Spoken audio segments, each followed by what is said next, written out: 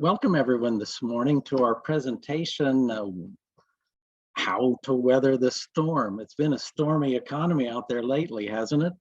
Yeah, pretty wild. We're lucky to have Doug Belt with us today from Meridian Wealth and Retirement. Doug has a ton of letters behind his name. You know, he's done a lot of preparing, and I think I'll just turn it over to him right now. Doug, if you would, take it away. Sure. Hey, thanks. And good morning, everybody. I know it's 10 o'clock in the morning on a day that you probably want to be outside where it's sunny out, but I appreciate everybody coming aboard. I thought the purpose of this meeting here today is really, it's called Weathering the Storm and Safe Places for Money for Uncertain Times. And the word storm might be a little bit, maybe not be the right thing, but I think it'd be beneficial for everybody to just talk about some areas, considering the market the last year, considering inflation and some of these other things, and even in the last week with banks collapsing and this kind of thing. It might be talk about some areas where you can put money that might be more safe and make you feel more at ease. So the purpose really is to just purely educate on some ideas.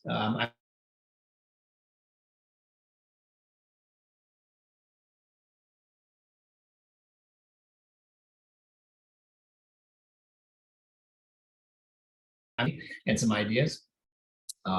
So with that in mind, I put together kind of just a little agenda. We're going to talk a little bit about some different things. Annuities, what are they? There's been a lot of talk about that lately in the last year or so about, what are different types of annuities? What does it do? What does it not do? We'll talk a little bit about CDs or certificates of deposit, bonds, another place, money market accounts that have been kind of maybe a hot topic, so to speak, lately. And then also talk a little bit about active money management. What is that? How does that affect you? What does that look like? So, like Mike said, I'll probably take questions depending on how much time we have at the end. If it's a question that may involve a little bit more of a lengthy answer, I might hold off and just, hey, let's connect offline and, kind of go from there. So without further ado, I'll just start jumping into this stuff. Let me move my screen here a little. So annuities. What is an annuity? At its core, annuities are guaranteed income for life. It's kind of interesting because you think of annuities as fairly, some people may think of them as kind of a newer type product or a newer solution for people. But the fact is actually annuities have been around for over 2,000 years. They were first kind of created, I guess, in Roman times. Where you would pay a lump sum of money to a person and then they would turn around and pay you income for life. So it's fairly straightforward. Now there's all sorts of different types of annuities that you'll find out there. Annuities are generally provided by insurance companies, and there's two different types. There's a fixed annuity and then there's a variable annuity. I'm not going to go into all the details, but just at its high level, a fixed annuity is an annuity that pays you a fixed rate for a certain amount of time. So if I make up numbers, say you pay, I don't know, $30,000 and it pays you 3% for 3 years. Whether the market goes up or down, it's just steady 3%. The market could be up 20%, you still get 3%. The market goes down 50%, you still get your 3%. So that at its core is a fixed annuity. Variable annuity is a little different. It's generally tied to the stock market in some form or fashion, whether that's through investing in indexes or mutual funds, that kind of thing. Again, there's lots of different flavors, so to speak, of that, but that's kind of how it is. So the benefit is there might be higher returns, there might be lower returns. It just depends on a lot of different factors. I'm not going to get into those now, but those are kind of the two different ones. Some examples of annuities that you may have heard of: Social Security. Social Security is an annuity. It's guaranteed income for life. All right. Pensions are guaranteed income for life, right? These are typically types of annuities, right? If you work for the city or the state of Wisconsin, you're part of the Wisconsin retirement system. In that, you have a ETF or the employee trust fund, which provides money to you for the rest of your life, as in a pension. So hopefully that kind of gives you an idea of, an annuity, what that is. So whether there's your experience has been good, bad, or indifferent, annuities have been around a long time. This is not a new thing. And just think of annuities as guaranteed income for life. So it's one area to have safe, secure money to a certain degree. Shifting over to CDs and bonds. So CDs, or certificates of deposit, are bank owned, right? So they are owned by banks. And again, it's a typical thing where you would give the bank money and they would say, thank you very much. We will pay you your money back after a certain amount of time with interest. And we will guarantee that interest rate of whatever that is, 3%, 5%. I didn't look up what CD rates are now. I think generally speaking, they hover around 3, 4, 5%, something like that. It just depends. You can check your local banks. Different banks have different rates, that kind of thing. But again, it's a guaranteed rate. With the news in the last week or so about Silicon Valley Bank, there's been a lot of questions that have come up about, hey, if I had money in Silicon Valley Bank, the bank just collapsed. How do I get my money out? Do I still have it? I've heard of this thing called FDIC, which is federally insured, basically Federal Deposit Insurance Corporation, and they will insure that money up to $250,000 per person, kind of per account. So CDs are FDIC insured up to $250,000. So if you had $100,000 in Silicon Valley Bank, that bank is no longer kind of around, so to speak. The federal government will insure that money to make sure that you have it. Hopefully that makes sense. If not, you can ping me later and I'll try to explain it a better way. So those are good, safe places to put money. They've been around for a long time. They're very generally safe and secure. Bonds are similar, another safe place to put money as well. Bonds are an IOU that either the state or the government or companies owe you that money back plus principal, or plus interest, I should say. So like a CD, you give them money and they will guarantee payment back to you within a certain amount of time with a certain interest rate. So you can invest in different things. A lot of companies issue bonds to, generally speaking, I would say, to raise money for new equipment or to build another facility or infrastructure, that kind of thing. Cities issue bonds, states issue bonds, and government, obviously, you've got treasury bonds and those types of things. And they can range from, they need money to build new roads, bridges, water treatment facilities, just infrastructure, those types of things. Some states issue bonds to build sports arenas or tollways, things like that. So those are some kind of different ideas. Again, it's a guaranteed rate that they're going to pay you out over that amount of time. So hopefully those make sense. Now, all these are not alternative, but good, safe places to put money if you don't want them directly held in the stock. Money market accounts. Doug, let me interrupt you just a second. Sure. Sir. I mean, if you invested in a Silicon Valley Bank bond, is that the same risk as investing in a U.S. government bond? It's a good question. And the short answer is no.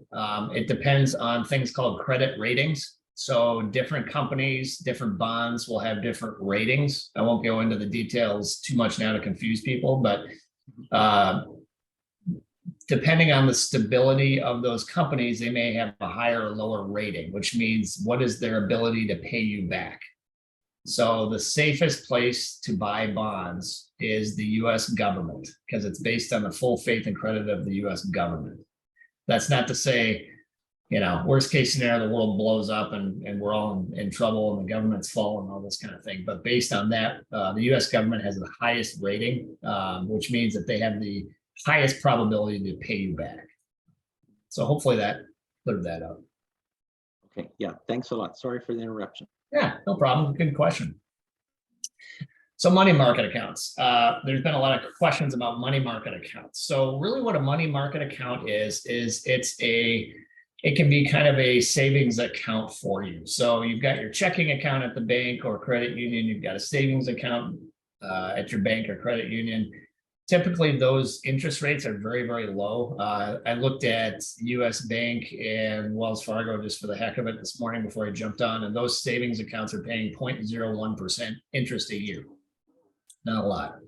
So let's say you have some money, you know, I'm making up the number. Say you've got $25,000. You don't necessarily need it right now, but maybe you want it as an emergency account, or you want it if you need a new car or a new roof on your house, whatever. You don't necessarily need it now. You don't want to put it in the stock market or in the market at all, but you want to earn something a little bit more than a savings account of 0.01%. Money market accounts are probably something you may be an option, just because it tends to be more liquid. It earns typically a higher interest rate depending on, you know, where you put your money, whether the money market's with a bank or whether it's with, you know, Vanguard or Fidelity or another investment house. They typically have a higher interest rate, but they're still liquid. It's still cash. You can have access to a little bit. So again, just another place to park money that's a little bit more safe and secure and more liquid, which means that you have access to that money. Again, generally a little higher rates, and typically it's cash. Active money management. Now, this has been a topic that's come up a lot in the last year or so, at least from people that I've talked to and people that call in and I talk to. They're wondering, you know, I've heard this term, what is active money management versus passive money management? I'm not going to get into, again, all the details, but in short, it's, you know, having money that is somebody's behind the curtain, so to speak, helping you manage that money on an active basis. So you may invest funds into investments where there's somebody kind of behind the wheel driving the bus saying, let's put money over here. Hey, this fund isn't doing very well. Let's pull that out and put it over here. They're helping you, the client, kind of manage that money in different aspects of it. So that includes, like it says on the screen here, mutual funds. Some of you may have heard of things called ETFs or exchange traded funds. Those are different types of vehicles there, as well as your typical stocks, bonds, and those types of things. I'm not going to go into too much detail on that, but really think of it as, somebody explained it to me years ago, saying, think of getting on a bus that goes from, say, Madison to Milwaukee, but there's no bus driver. And then there's another bus that's going from Madison to Milwaukee and it has a bus driver. Both of them are going to head out and go there. Which one do you want? Typically people are like, I want somebody driving the bus, because what if the road, you know, turns, or you have to get off the exit, that kind of a thing. So hopefully that's an analogy that gives you kind of an idea of, you know, what is active versus sort of a passive, sort of a set it and forget it kind of a system. If you have questions on this, you can see me offline, but I don't know if that's something that a question that's been coming up, but I've heard that from quite a number of people lately, just given the stock market and, you know, the bank stuff going on lately, that kind of thing. Whatever you do, if you do talk to somebody, it's important to, in my opinion, to talk to somebody who's a fiduciary, and that term has been thrown around a lot. You hear that on the radio and TV, and make sure they're a fiduciary, this kind of thing. What that really means is that they have your best interest in mind. Okay, it's not what's important to them as the advisor or the company. It's what's important to you. It's making sure that they're working on your behalf and have your best interests in mind. I think that's kind of all I want to say on that. I don't want to get too far into the weeds on this stuff, but just know that those are different areas to look at. So in the last year, the stock market has really been probably pretty volatile. And I know people are feeling that. They look at their accounts and they're down 15, 20%, whatever the case may be. And what I thought I'd do is just kind of show kind of a forest from the trees type of a look in the last 90 years of the market. Now you can see, you know, you can see here's where we start. I don't know if you can see my mouse or not, but you know, if you look all the way on the left, this is kind of where the S&P 500, which is an index that tracks the largest 500 companies, and what it's done all the way up until last year. So you can see there's been ups and downs. You can see there's the crash in 1932, but guess what? It bounced back. You can see the general trend, And the point I'm trying to make is that, yes, we're going to have ups and downs. We're going to have down years. We're going to have up years. There's going to be bumps in the road. The overall trend is generally up, right? And if you look at the last part of kind of the right part of the screen, I don't know, Mike, can you see my mouse here at all? I can see it. Okay, Yeah, I can awesome. too. Yep. If you look at this part right here, this is 2008. I think we all remember that, right? So the stock market took a big hit, the housing crisis, this kind of thing. From 2008 till about last year, it's been pretty much a trajectory upward. That's about a 300% increase, which is insane. Again, we've had some bumps on the road, but again, it's gone up. So we're hitting a little bit of a bump now. I'm not saying it's going to go up. I'm not going to say it's going to go down, but you can see the trend. So the point is that if you stay in the market, it's about kind of participating in the ups overall versus the downs. And when you work with somebody, it's really personal preference. It's your risk tolerance. It's age has a factor to do in it. And it's really on a personal basis. What can you stomach? What can you tolerate? So if the last year has gotten you nervous and everything, and you're like, hey, I just would sleep better at night knowing there's some other place other than the market that I want to put my money in, I'll sleep better at night. What we just discussed, those are some ideas to look at. But hopefully this gives you kind of an idea of the last 90 years in the market. So I don't know if that's helpful. Let me jump in there just for a second. Now, if you're Sure. in there at about 1960, you've got a long down stretch there. If you're 70 years old and you're thinking I'm going to be in the stock market, is that a good idea if you jumped in there in 1960? Yeah, well, it depends is the standard answer, right? That's not a cop out. It's just sort of the truth, right? Mm-hmm. Everybody's different and everybody's got different risk tolerances and what their goals are and all those types of things. So it depends, quite frankly. But I mean, this is just kind of where we are, right? I mean, you can see, here's the crash of 32. Here it went up again a little bit. Then you've got, World War II's in here, and then things bounced up after that. Chugged along here. You had 1980, maybe something like that, when things dropped a little bit, kind of bounced up. Here in the 90s, that was a good year. And then it kind of dropped a little bit in 2001. So you can kind of see it's going to go up and down, but the overall trend, generally speaking, is up, which is a positive thing. I mean, who knows what the future brings, but I thought this is kind of a good way to see kind of a broader picture. Mm-hmm. And not everybody has the same time horizon, right? Some people have millions of dollars stuffed away, and they're planning that will be bequested to their relatives at some point, right? I mean, they're not worrying about a down trend for 10 or 15 years, right? That's permanent money. On the other hand, somebody who's counting on that investment to pay for their rent every week, if they're counting on that turning, that income of $1,000 a month, Yep. that the amount you have invested is going to decline substantially, and so is your income. Yeah. If that's what your purpose is and your time horizon. So right. Well, and situations change, right? What's happening today may not be the same as next year or even 5 years from now. I mean, things happen, life happens. So it's important to keep track of this kind of stuff. If you're not comfortable with it, find a professional that knows what they're doing to do that and kind of help you along, provide you, some guidance and that kind of thing. Because it's confusing and I get it. And there's a lot of noise out there and there's a lot of just confusion and that kind of thing. And one of my goals is to kind of like clear that all out and make things hopefully as simple as possible. And I'm not sure if I've done that today or not. Hopefully I have and cleared up some things. But just keep things as simple as possible. And generally speaking, that tends to win out. It's kind of the tortoise versus the hare type of a philosophy, if that makes sense. I thought I'd pivot over to a conversation that's come up again in addition to all this, and that's really about the Secure Act 2.0. Now, the Secure Act, the first version of it, or first act, I guess, was a few years ago, right? And that changed a lot of different things.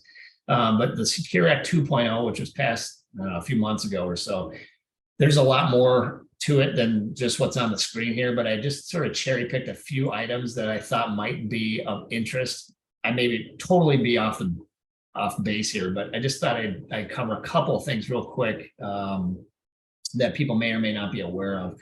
So in the first Secure Act, they raised the RMD requirement. Now, RMDs are required minimum distributions for pre-tax investment accounts. So if you had an IRA, an individual retirement account that has pre-tax money in it, you can defer that tax up until a certain age. Now, they raised the age to 72. So as of last year, if you were 72, you were required to take out a certain percentage of that money as income so that the government can get their tax, which people may not like, but that's kind of fair. If you've been getting the tax break for a while, it's time for the government to get a little piece of their money back. What they did with this new act is they raised that age from 72 to 73. Okay. And then they're going to raise it again in 10 years to 75. So as people live longer and health improves and this type of thing, medicine improves and people are just living longer, they've decided to raise that RMD age. So that's something to look at. Coincidentally, they've also reduced what they call an excise tax for RMDs if you do not take them. So if you were supposed to take a required minimum distribution and you didn't do it, there was a penalty. And what they would do is they would tax you 50%. They've reduced that tax actually down to 25%. And it says 10% if in a timely correction. I don't know what constitutes a timely correction. So I don't know if that's one day, I don't know. I'm not the expert on that one. So that's just something to take a look at. There's a couple other things here that I won't go into too detail. There's things about inherited IRAs. So if your spouse has an IRA and they pass, there's certain rules depending on who that IRA gets distributed to. If it's distributed to, say, a son or a daughter or a grandchild, typically they've got 10 years to disperse with that. It just depends on how it's kind of set up. There's other things right here. This second to last bullet point here talks about employer retirement plans. So things like 401ks, simple plans.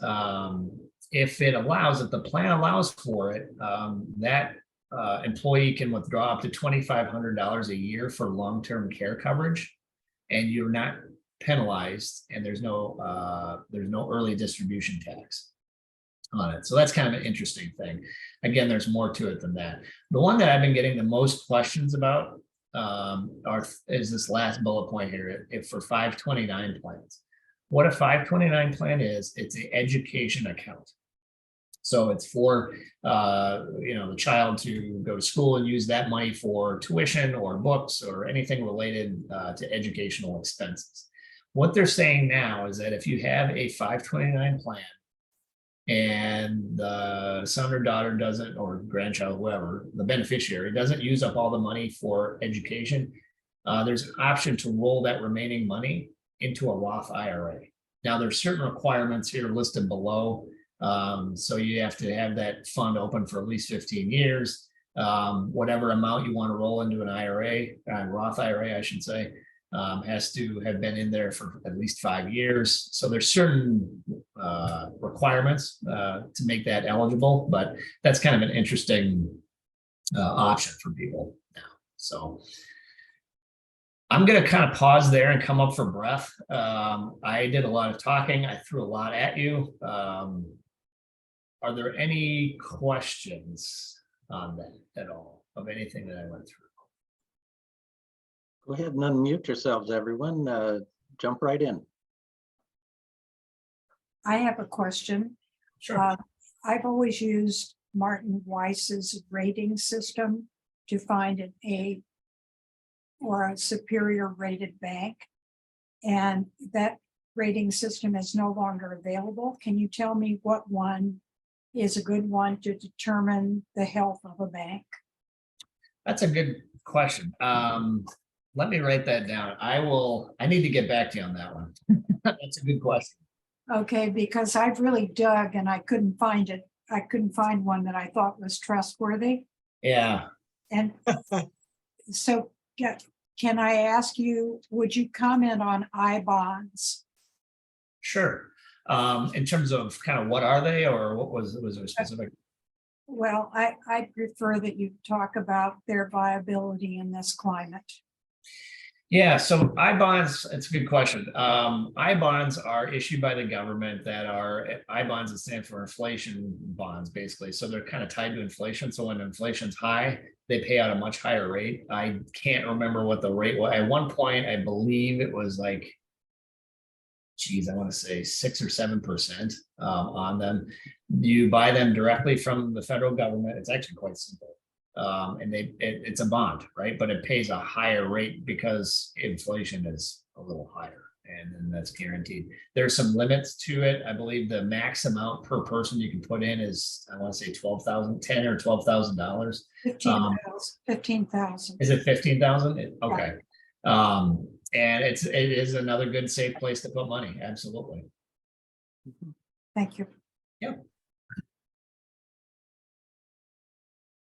I have a question, Sure. and I guess a comment, about the I bonds. If you're just buying one straight out, the limit is 10,000. And if you can also purchase up to an extra 5,000 if it's coming from your tax refund. So that's how she got to the total of 15,000. And I think on May 1st, they'll reset the interest rate. So we'll find out whether it's Right. a good idea to buy them for this year, because inflation's been going down. It's likely they won't be anywhere near as great as they were last year.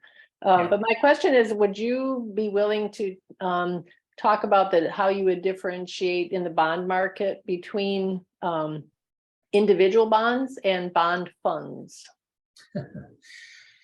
Sure. So how's the best way to do it? So if you buy a bond, right, you're think of it really as a piece of paper, right? You're buying that piece of paper, and that bond is saying it's an IOU to the company, right? It's to you specifically. It's to one company or to one municipality or government, that kind of thing. If it's a bond fund, think of it as like a basket of different bonds. So it could be, think of it as a basket. I might have treasury, government bonds in there. I may have bonds from Wisconsin. I may have bonds from different companies, different municipalities. There may be international bonds in there for companies that are overseas or governments that are overseas, those types of things. So it's like stocks in a way, because you're getting, you've got, whether they're companies or governments all over the world, or just just in the United States.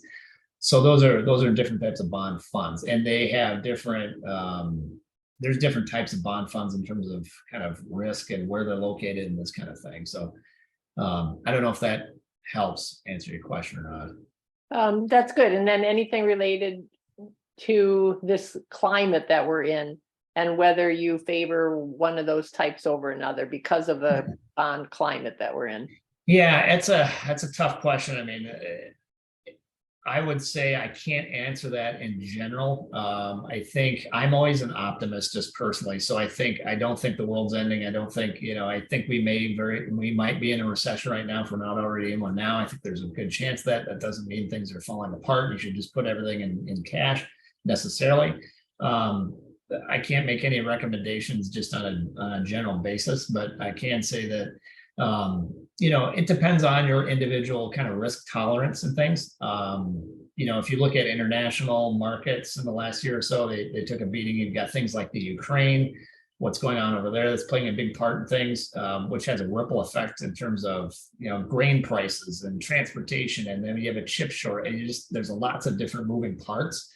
So, if you're looking for something that's more safe and secure, what we talked about earlier, I think those are different areas you could look at, and they may be a good option for you. So I can't really get into too much more specific than that. Thank you. Yeah.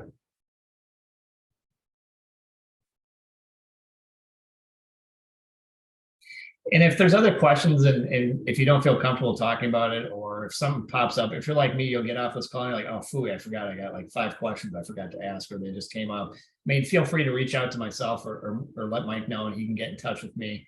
I'm happy to do that. If you want, I can throw my contact information here. Take down my email or my phone number, give me a shout. I'm happy to talk to you offline and probably I'm able to provide you a little bit more specific information based on your situation, that kind of thing. So hopefully that's helpful. I've got one other comment. Yeah. When I look at the stock market going down, I remember that all the money I put in there before 2009.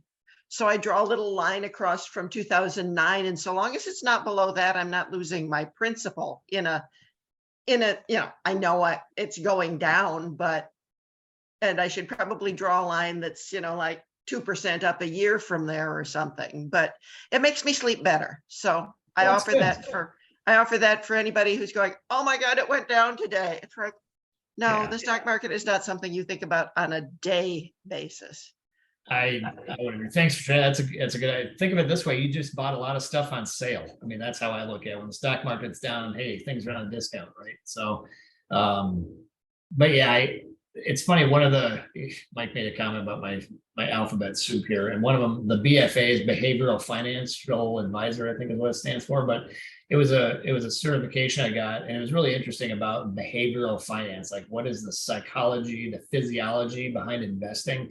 And Gail, to your point, what makes you sleep better at night? There's actually a physiological response to, say, going out to the mailbox and looking at your bill or whatever it is. Like, I won't get into it, but it was kind of interesting. So I would recommend, like, don't be glued to the stock market every day. If you do watch all the ups and downs, you might drive yourself crazy, and that's pretty common. I'm in a different situation, but I mean, I get something in the mail, like a statement or an investment account statement, I kind of throw it in the trash because I've got 20 years till I'm even thinking about retiring. So I don't necessarily care what it does today or the last quarter, as long as I know how it's invested. So I don't know if that helps, but I agree with you, Gail. That's a good idea.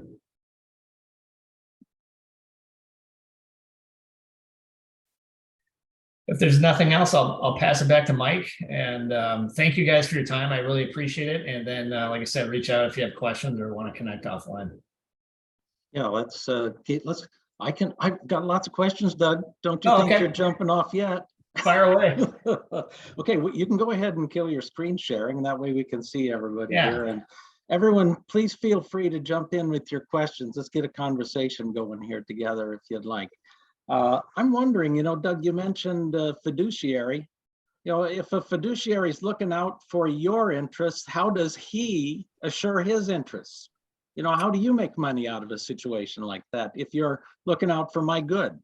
Sure. Well, that's an interesting question.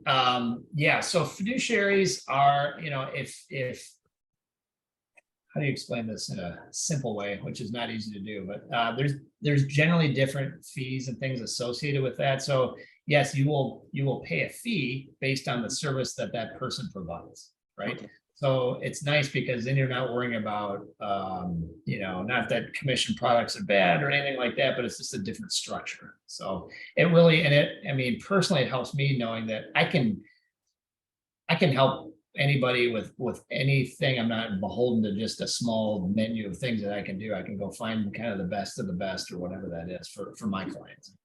It's like you would be hiring a lawyer, right? He's supposed to look out for your good. When you hire a financial advisor, he's looking out for your good, supposedly, and the commissions are something else, a totally different thing. If you've got some guy who's,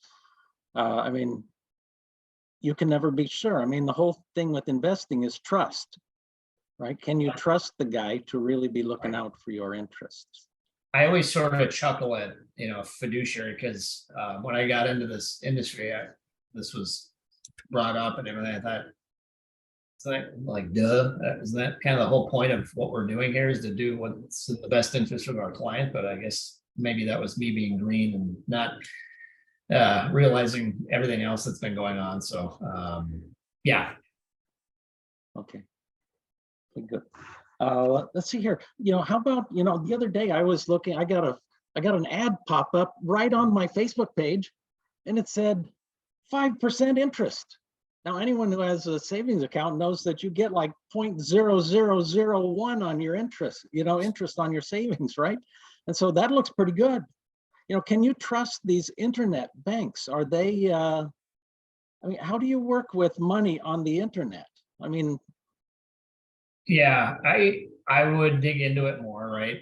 There are banks that do pay larger interest rates if they are sort of an internet only bank. And when you think about it, there's logic to it because there's not that infrastructure and some of that actual, there's probably not a building. It's all on the internet, which may not be a bad thing, may not be good. I don't know. So in theory, I could see that. I probably dig into that more and learn more about it. Right. Now, Catherine mentioned that she had, bank rating system, and you always need to check into the bank. I looked into this bank, and yeah, they're a legit bank, but then you've got the problem of getting your money to the bank. Yeah. Now, I'm aware of numerous scams out there and phishing attempts and people clicking on links and losing a lot of money. Yeah. And so it can be pretty scary. If I can just throw in a comment on the online banks. Yep, Harold, jump in. Often they are a offshoot of brick and mortar banks. I've worked with several over the past years, and the funds are insured by the FDIC. It is a little more difficult to get the monies to them and from them, but not impossible. And most of them right now are over 4% interest, well, around, let's say 4% plus, which you can also attain that similar rate through the Treasury Direct, purchasing bills for very short periods, 4 weeks, 8 weeks, whatever. So with the interest rates increasing, that is a very safe way to place money at around 4% plus right now. And it is FDIC insured. Any interesting comments as to downsides of doing that, Doug? Not necessarily. I mean, again, I think, you just want to make sure it's, like you said, it's a legit bank and make sure you kind of just do your due diligence and those types of things. If they can do a 4% rate, I guess my first is, okay, tell me more, show me how you're doing that kind of thing. And it may be all on the up and up, that's fine. And it just depends on kind of your situation, right? Are you, I generally would say chasing rates isn't necessarily for everybody, right? So you want to make sure, what are you comfortable with? Is 4% what you need, or maybe you can do 2%, but you've got something else that's you're more comfortable with that's earning in a 4% rate. I don't know. It's an interesting world out there, especially with internet banks and that kind of thing. There are some good internet banks. I've got clients that have money in their internet banks and do well. And it's not that they're looking to make a killing on the interest rate. It's just like, hey, I'd like to put this money in here and have it earn a little bit more than 0.01%. What else is out there? So. I have a kind of a comment when you talk about an ad that promises big amounts of interest. I'm just guessing there's also got to be a big amount of money deposited for a pretty lengthy time. So there might be risk in it that way if you think they're going to make it through that period of time or not. Is that possible? Yep, and it can be the other way around. It's sort of I've seen things in the past where they've been sort of like starter rates, so to speak. So you get 4% for 6 months and then it drops down, or sort of gets you in the door type stuff. There's that kind of thing. So it can go the other way too. So just like I said, I would, do due diligence on it, poke around. If you get the feeling in your gut, like, I don't know, then you're probably right. We've had really good experience with Ally Bank, ALLY, Yep. online. And they make it very easy to do business with them. And so anytime we want to take money out and put it back into our brick and mortar bank account or checking account, we just go online, move it back, move it in, and it's very simple, and they give really good rates. So yeah, I wouldn't lump all the online things together in any fashion of being negative, and that's just the one we've used, and it's been fine. Good to know. Mhm, good point. What else? You're in Utah. I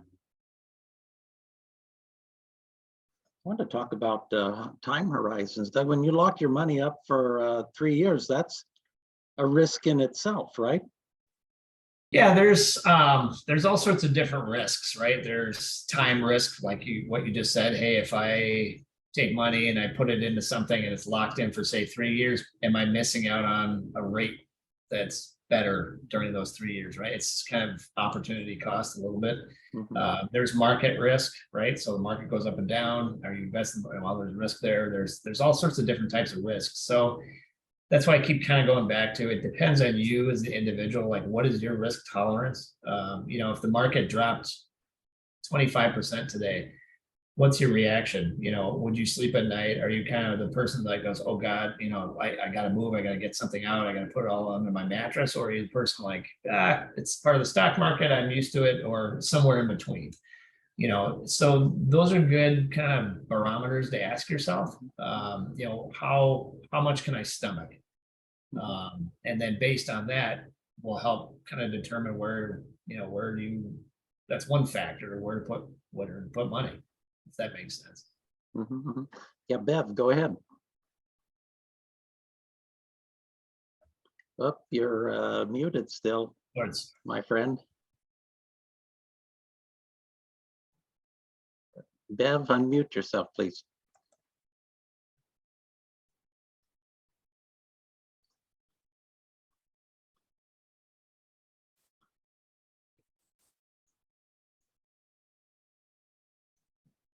We're still on mute.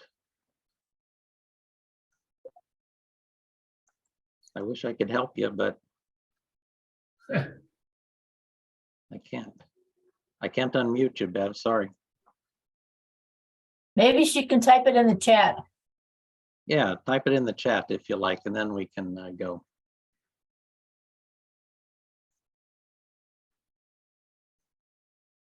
In the meantime, Mike's got his hands up. I'm sorry, Don has his hand up. Yeah, Dawn is actually Bev, no. who's a longtime volunteer with Triad, a really great participant.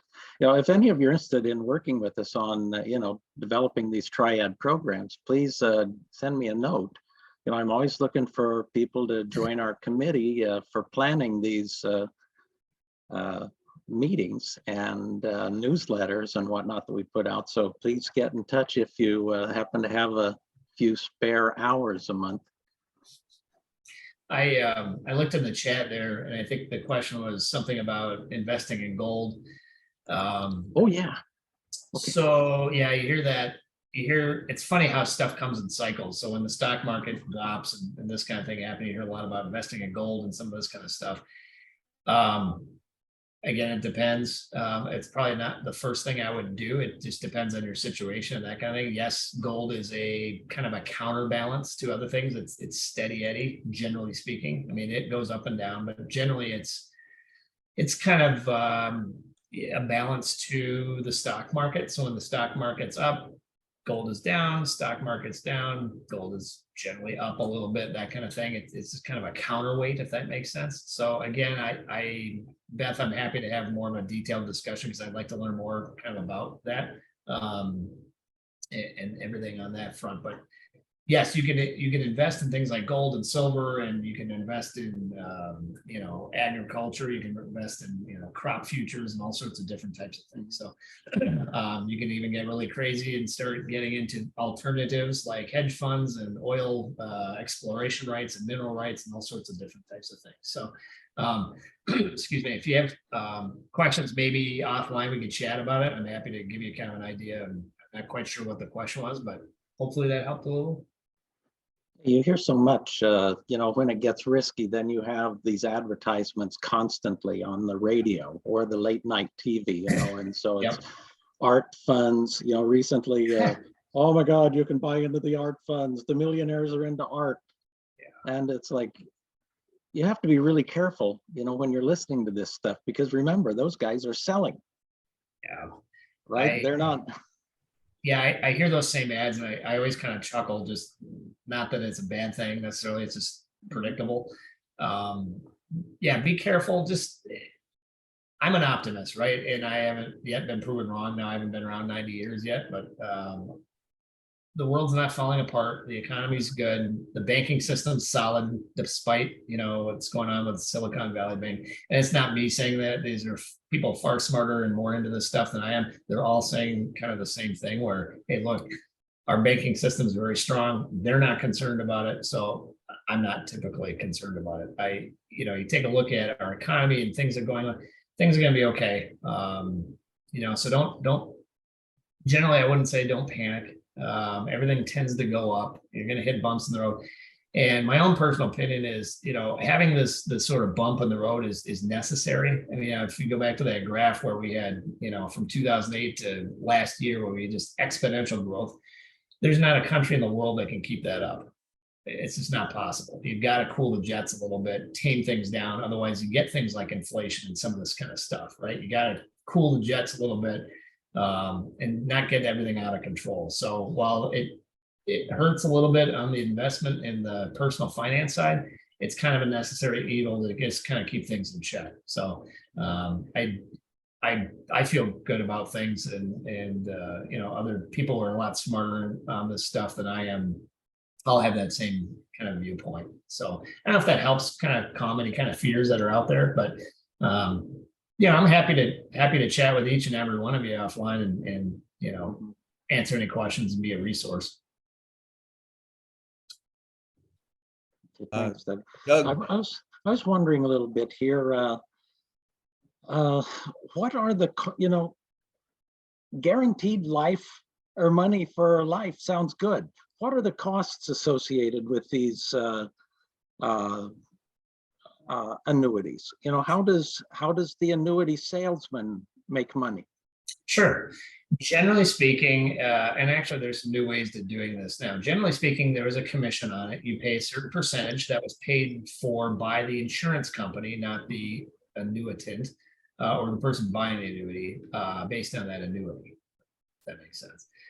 There's other options now where they can roll that into kind of their management fee. So if they're managing a portfolio of mutual funds and this kind of thing for you, and they want to add in an annuity to just have that guaranteed income, they can roll that into their fee that you're already kind of paying. Okay. I think somebody else was a Harold had a question, or yeah, Doug, I believe you are located right in Madison, and if so, whereabouts? Sure. So my office is in the kind of the Middleton area off Junction Road. If you guys know where the TDS Johnson Bank building is off Junction Road there, right in there. Mm-hmm. Okay. And do you just do asset-based advising, or do you do other forms of advising as well? And if it is asset-based, can you give kind of a range of the percentage of the principal that you charge? Sure. So yeah, I do investment management and then also financial planning, which are kind of two different things. Well, they're tied together. One's just kind of managing money, so to speak, and then the other one is like a full financial planning, where I look at my team and I look at a lot of different things. So there is a fee for that, and it's hard to say what that is just on the phone here. I got to take a look and see how complicated things are and all that kind of thing. I'm happy we can chat offline. I can probably give you some more details on that if that helps.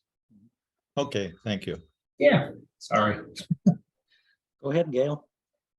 Yeah, Mike asked about how the folks who do annuities get paid. The other thing to keep in mind is that while insurance company X may have promised you income for life, if they go belly up, you don't have income for life. So you want to look at the quality of the seller of the annuity. I So let's- believe that it's an insurance company that actually guarantees this. So you really want to be looking at the strength of the insurance company. Is that not correct? That's what I was saying. Yes. Yep, part true. There's also, in the state of Wisconsin, there's I can't think of the exact name of it, but it's basically like a security fund, almost insurance for insurance. So if something like that were to happen, they would pay you out, right? So it's kind of like, hey, we promised you this money, insurance company goes out of business. There's a pool of money through the state typically, that would help fund that. I have to look into more detail on that, but there's something like that in place. But at your point about making sure you're dealing with a reputable insurance company, again, there's rating systems for insurance companies and annuities, and I can send that out if that's of interest. Just different places to kind of look. So you're not doing it with, Doug Belt Insurance Company, running it out of his shack in the backyard. You probably don't want to do that. But if it's a company that's been around 100 years and it's a household name, that's probably a pretty safe bet, generally speaking. How many of you are actively managing your own resources? And you enjoy it, Catherine? I can't say that I enjoy it, but Mhm. but it seems to be a necessary evil. Mhm. And why haven't you just turned it over to somebody like Doug and said, hey, you worry about it? My husband Mhm.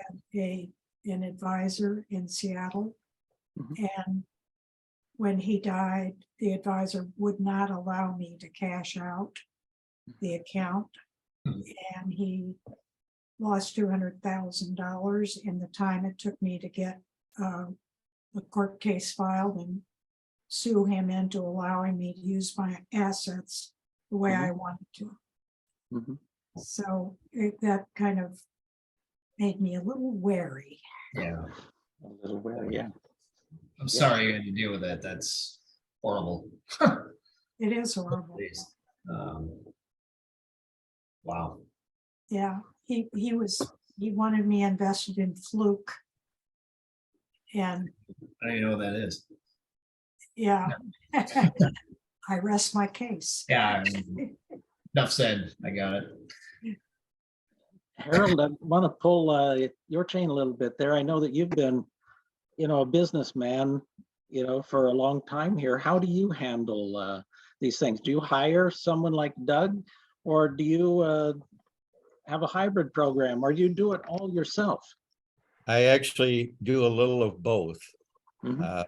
I've, not to conflict with companies, but I've worked with Edward Jones, and I've also had accounts with Charles Schwab, where I, do the investing myself. I also get quite involved with Treasury Direct, which is giving a great rate right now for very short-term bills. Mhm. And I've worked with online banks. There again, you want to make certain that they are FDIC insured, which is very easy to do. And I feel more comfortable in working with an online bank that is a subsidiary of a brick and mortar type bank. And most of them are.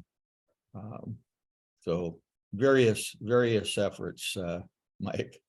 Mhm. Mhm. And so far as working with, because someone just flashed up the figure 6.89% on, I bonds. I mean, is that, do you find that easy to buy those? I know a number of you apparently are buying your own I bonds. Do you find that That's- easy to do? That's It's the very first easy to time. do. Unfortunately, it's limited to 10,000 annually. And I guess you can get that up, another 5,000 if you in fact have a refund. I did have a question. I was about to type it into the chat, but how long does that I-bond rate, that 6.89% last? Is it 6 months from the time you buy it, or is that correlating with a different 6-month cycle? It's 6 months from when they issue that rate. So you could go in on the last day of that being effective and get your 6.89% or whatever it is. And then the next day they'll redo it to a different rate. And then you can take advantage of that as well. Right. Last fall, it was actually 9.26, I Yep. believe. 9.62, I think it was. Yeah, which was a great rate to Yeah, get in absolutely. on. And currently it's a 6 point, somebody chatted here, 6.89. Yeah, And again, do you know when that actually changes? Like, November, if May if- and November. okay, when does that actually change then? Is it on like a 6-month biannual kind of schedule? Yeah. May 1st and November 1st. Right. And it's a two-part component to the amount paid. If, for Right. instance, if you bought it during a year when they were paying a fixed plus a variable rate, like the interest on the year I bought my first one, there was a fixed rate of 3%. So that's plus the 9 point. So, if you watch and can buy them when they have the fixed rate attached, it's a very good investment long-term. Yeah. One question I wanted to ask everyone, what other topics? I've been talking with Doug a little bit, and we've been thinking of maybe doing one of these programs every, I don't know, few months, 3-4 months, whatever, on different topics. What other topics might you be interested in hearing from Doug on? If you want to put it in the chat box or send it to me by email. Y'all got my email. So if you've got different topics, please let me know. Susan, go ahead. Hi, you can hear me okay? Hello? Get your microphone right up there. Okay, can you hear me? Yeah, Ken. Okay, great. I'm just gonna take off my headphones here. That's good? Good. Okay, I'm an elder benefits specialist up here in Vilas County, up in the Northwoods. Always appreciate your sessions here. They're just great, and I always learn a lot, no matter how long I've been here. I just wanted to give a word of caution, though. If you do go with the Treasury Direct, I just happen to be working on this with a client right now. Very interesting case where the gentleman's sister passed away at 93 and had some really antiquated EE bonds. And so I've been working with him because he has some hearing challenges and he's almost 90 himself now. And so anyone that is looking at going with US Treasury Direct, you really do want to be tech savvy and doing that online because no matter when I call to follow up or check the status of something, it's up to a 2, 3, 4 hour wait. So if you're not comfortable doing things online, you may end up more frustrated in the long run. And the reason actually they tell me that wait is so long is because of the purchase and the volume of activity with these bonds. So just a little bit of advice there. Great information. I hadn't thought about that. That we assume people are, tech savvy, right? But you're right. A lot of our folks want to still do it old school, Mhm. but yet don't have the patience for that kind of wait. If it's something I work, of course I can multitask while I'm, literally being told that it's a 2-hour wait, and it might be urgent. I need to find out if, what's going on.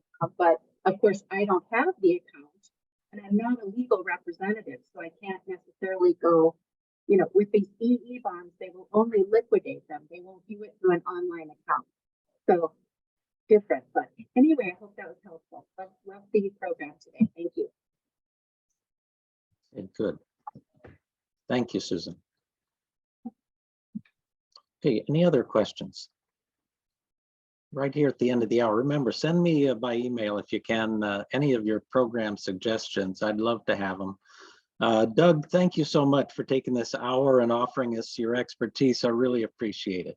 Yeah, sure. No problem. I'm happy to do it. This is fun for me. So I enjoy this kind of thing. And then if there's any, you can tell Mike or myself, whatever, I'd love to learn feedback from you guys. What did you like? What did you not like? Was this valuable? I realize you guys are taking time out of your day to jump on this and listen. So I want to make sure that this is worth your time. So please send me feedback. I would appreciate it. Okay. Thank you very much. All right, everyone, take care, and we'll see you next month. All righty. Yeah, thanks again, Doug and Mike, for getting this set up. Very informal or informative.